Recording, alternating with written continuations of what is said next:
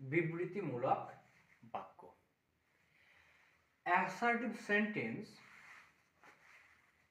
বুঝতে গেলে আগে একটা এক্সাম্পল দেখে নাও। হি ইজ এ বয়। তার মানে কি হলো? সে হলো একটা ছেলে। তাহলে এখানে কি আছে? আমরা যদি এটাকে বিভাজন করি, হি হচ্ছে সাবজেক্ট, ইজ হচ্ছে ভার্ব, আর এ বয় হচ্ছে অবজেক্ট, তাই না? এটা জানতে গেলে আগে সাবজেক্ট কি, ভার্ব কি, অবজেক্ট কি সেগুলো জানতে হবে। আশা করি তোমরা এগুলো জানো,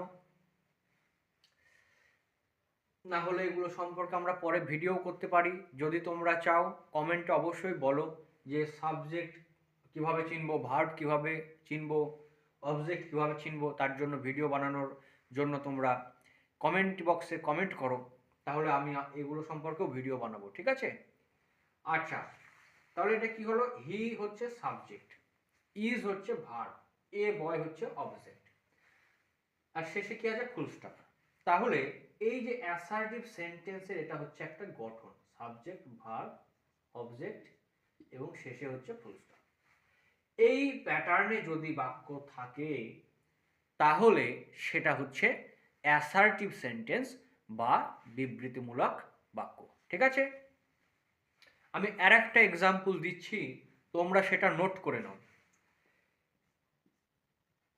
হি ইজ অ্যান intelligent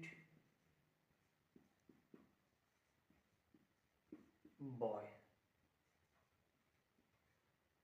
এটা একই রকম বাক্য হয়ে গেল। আমি একটু চেঞ্জ করে দিচ্ছি, এখানে হি এর জায়গায় আমি রাম বসিয়ে দিলাম। রাম ইজ অ্যান ইন্টেলিজেন্ট বয়, শেষে ফুল স্টপ। তাহলে কি? এটা সাবজেক্ট, এটা হচ্ছে ভার্ব, আর এটা হচ্ছে অবজেক্ট, ঠিক আছে? তাহলে এই যে সাবজেক্ট, ভার্ব, অবজেক্ট এবং শেষে কি হলো? ফুল স্টপ আছে।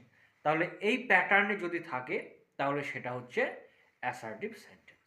আশা করি তোমরা অ্যাসার্টিভ সেন্টেন্স বুঝতে পেরেছো। তবে চিনতে গেলে অ্যাসার্টিভ সেন্টেন্স কিভাবে চিনব?